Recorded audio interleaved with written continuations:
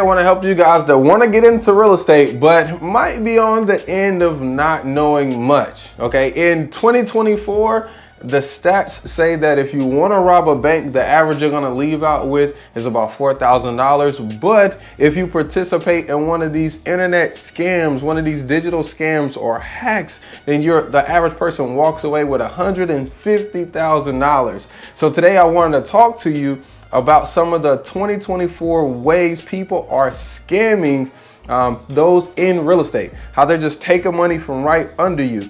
And this comes from the Bible, that my people are destroyed for a lack of knowledge. So today I want to inform you guys so that way you guys can go into real estate making profits, not losing them. Let's get it.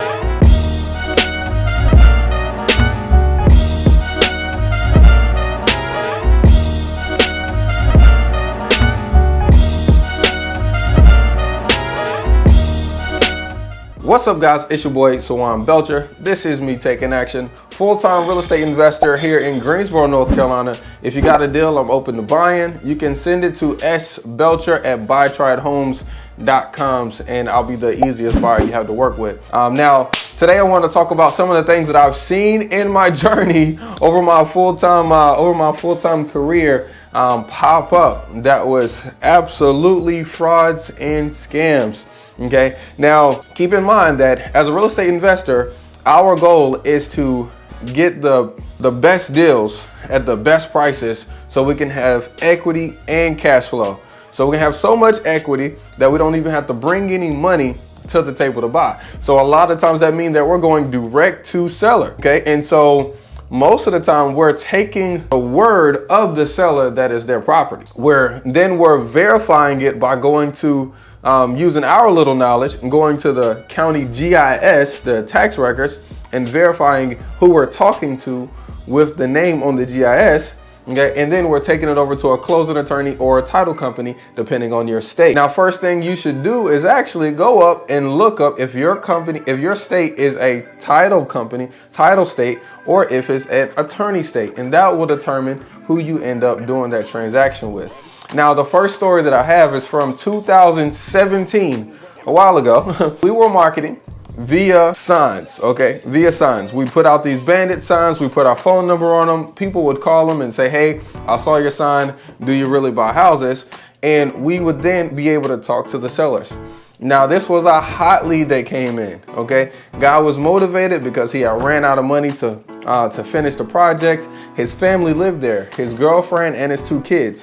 They have been living there for about 2.5 years, okay? And it was just an average, scenario that we typically went through hundreds of times a month, okay? We ended up agreeing to the price right over the phone, went out there to see the property, liked the property in the neighborhood, and we ended up contracting the property, okay? His name matched the records, okay, on the county website. We sent over our purchase agreement to our closing attorney, Brian Elam. Doing the title search, we got a buyer in line because we were wholesaling this particular one, only to find out that the attorney, when he did the title search, he said that, hey, the person that owned this property before him died. She died in 2013. Magically, in 2015, she rose from the dead and signed over a quitclaim deed to our new owner. How? And so when he saw that in the title search, he knew that he didn't want anything to do with this particular deal because this is called deed forgery. Now, the thing about deed forgery is most people typically don't get sued for this. It typically happens and it's done. People lost their house, okay? And even though he advised that we not close on the deal because we may get sued in the future, he said we could close on the deal and we could get title insurance. And I was like, we can close on the deal and we can get title insurance. He just strongly suggested that we did not. Now, me, immature in the business, not realizing that title insurance will cover us, we were good to go, I decided to back out of the deal. But what I did do is, after doing my outperform the competition list, like what we always do, is that guy ended up selling the property to someone else for more money, to someone else who bought an FHA loan. Okay, so he ended up getting paid more money, ended up selling it to a retail buyer, and nothing ever happened to it. Deed forgery is one of those things that happens on the regular. Literally, if you got the right kind of knowledge, you know how to file a deed, you know how to forge a piece of paper, and you got the money to pay for that to be done, somebody can legally or illegally steal your house from right under you. Forgery is number one. The number two scenario is actually amazing how much I see this, but it is wire fraud. So let's say you got a closing, you go to a closing attorney or a title company like you're supposed to. What happens is your money that you give them or the buyer's money that they give them goes into an escrow account. It goes into the attorney's escrow. The reason why they do this is, number one, is so they can make sure that the buyer funds is real money. They don't want their check to bounce. You know, they don't want it to be anything it's not supposed to be. So they keep it there, you know, typically for 24 hours to make sure it's good to go, and then they disperse funds. Whenever they disperse funds, the payoff check to the mortgagee has to be mailed in a check form. Payoff checks to your mortgagee or to your private money guy has to be on the check. But the proceeds to the seller, okay, or buyer, shout out to those who know how to get paid to buy houses, can be wired or picked up in a check. Either way, it's just fine. Now, what I've learned is when you're starting to scale your business, you want to go from doing one deal every other month to doing 10 deals in 1 month. You don't want to have to be going to picking up these checks, dropping off live checks, because number one, that takes time out of your day. You could be doing something more productive. Number two, whenever you deposit a live check, especially it's over $10,000, your bank is going to hold that check for 21 days. So as a person that's scaling in real estate, it is more beneficial for you to just collect wires, because your wires are, like I said, they're not holding their money like a check is. It's live instantly. You get a wire for $300,000, you can use it today. You put a check for $300,000 in your bank, it's held for 21 days, sometimes 6 weeks. So of course, as you scale, you're taught in real estate to collect wires. Okay. Now this is the process. Now, before closing, they ask you what are your wire instructions, okay? And you send it to them via email, because we're trying to be efficient. We're not walking it down there to them, and we're not taking them a void check. We're sending it to them via email. What has happened in the last 7 years, multiple times a year, I see it. I send an email with my wire instructions. Magically, not me, but I end up sending a second email with new wire instructions. The attorney closes out the deal and they send the wire, your $50,000 profit, your $60,000 profit, your $100,000 profit, okay, goes to this new wire information that you did not send, but it looks like you sent it. And now that money is gone forever, because wires cannot be refunded. They cannot be reversed. Sometimes a wire can be sent and it's the wrong information. And when the bank gets it, they realize it doesn't match any of the information. So they send it back. But if it goes to an active, valid account, it is done. Nobody can reverse it. A lot of the times we don't even know who that new person is that received it. So you can't go after them to get it. So if a hacker knows how to hack your email and he knows what keywords to search for to hack the right emails that's looking for wire information, and he's able to send his wire information in replace of yours, and that attorney or title company doesn't verify that that's the right wire information before they send it, that's wire fraud. Literally, it's happened several times a year. I see it. Almost happened to me. Luckily, I always have my own closing attorney do my side of the doc. This week's closing I didn't do with my attorney. And so the first thing I go to do is when I realize it's with this certain, I'm not gonna call them out, but when I realize it's with this certain attorney, I look him up on the bar, because all this stuff is public record. I look him up on the bar. Turns out that he had 2 wire fraud incidents, okay, that happened this year. It's only been 3 months. So I was like, yo, bro, you got to give me a live check. Now, the next thing you need to look out for is on the other side, not necessarily buying, but when you go to rent a property. See, I was just telling my homeboy here, Isaiah, about what happened when we went to go buy this property that we thought we were that we thought was going to be vacant. You see, the seller said that she lived in Texas and that the property had been vacant for 3 years ever since she moved, and the property needed a bunch of work. And she didn't want to, fix up the work because she didn't have any extra money, and she was in Texas, and which is a normal scenario that we run across once again hundreds of times. Now, we agreed to a price right over the phone. She said, hey, you guys can go over and take a look at it. It's definitely going to be locked, but I can mail you the key.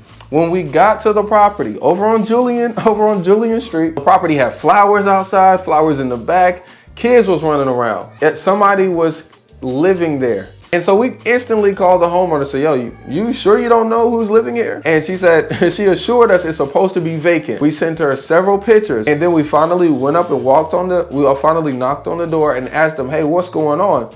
They said, well, this house was on Craigslist.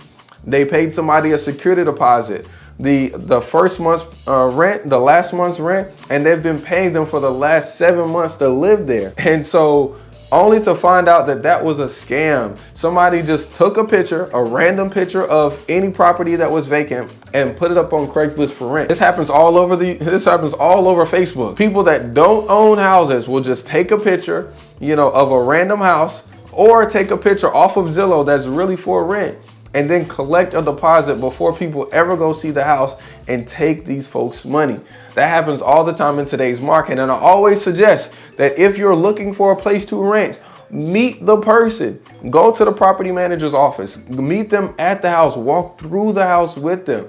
Verify that they're the owner in some form or fashion. If they're not, collecting an application from you, it might be something weird going on, but once again, that's another scam that we're dealing with in 2024. The next scam I see in particular has to do with mortgage loans. Now, there's a few different things here, that you want to be aware of, but there are a lot of mortgage scam loans out here. Now, the first traditional loan that you might know of that I believe is a scam is a reverse mortgage. Now, these mortgages typically target the older community that have paid off homes and that are collecting disability or Social Security or some kind of welfare. And essentially they say, hey, if you have a paid off home, we'll pay you your home's equity every single month. Now, what this does is it takes a paid off house and turns it into a mortgage that never gets paid. And there's a due on sale clause that when their family member inherits the property, the family member has to pay the house off in the next 90 days. Now, typically, if the mom or dad or sister, mom or daddy, cousin, brother couldn't afford to, keep the house and needed to draw equity from it monthly, then of course their family members probably can't afford to just pay off $90,000, $100,000. I've seen reverse mortgages up to $300,000 in just 90 days. That doesn't make any sense. Okay, so you guys watch out for that one, that reverse loan. Now, in today's society, these scams, help people who are wrongfully taking advantage of people who don't know. Now, honestly, what I believe that we all should be doing as a young person, as a middle-aged person, and older person is to always be growing.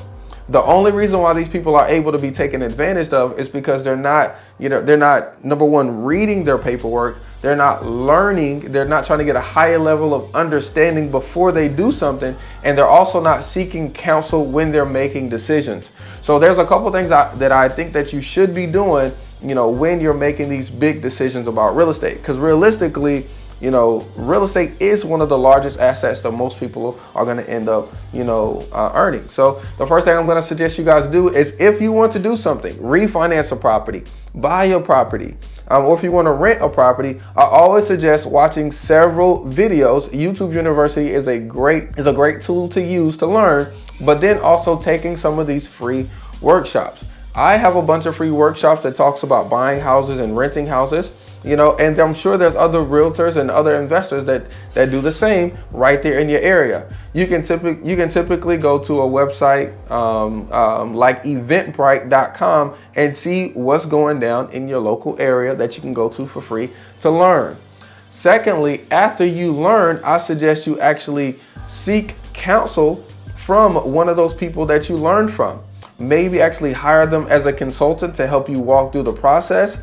or have a family member that has done it before walk you through the process as well. Think through these decisions. These are big boy decisions that you're making. So before you take out a loan, before you sell your house, before you rent to a certain person, before you do anything in this particular realm, be sure that you think and pray on it first. Okay, if you guys like this video, okay, and you guys want to get into real estate or you want to do better in real estate, go ahead and subscribe and like so more videos like this can pop up in your feed. And I'm gonna leave this one right here so that way you can learn how you can start marketing off market to sellers so you can get the biggest, best deals negotiating direct to seller. Peace, y'all.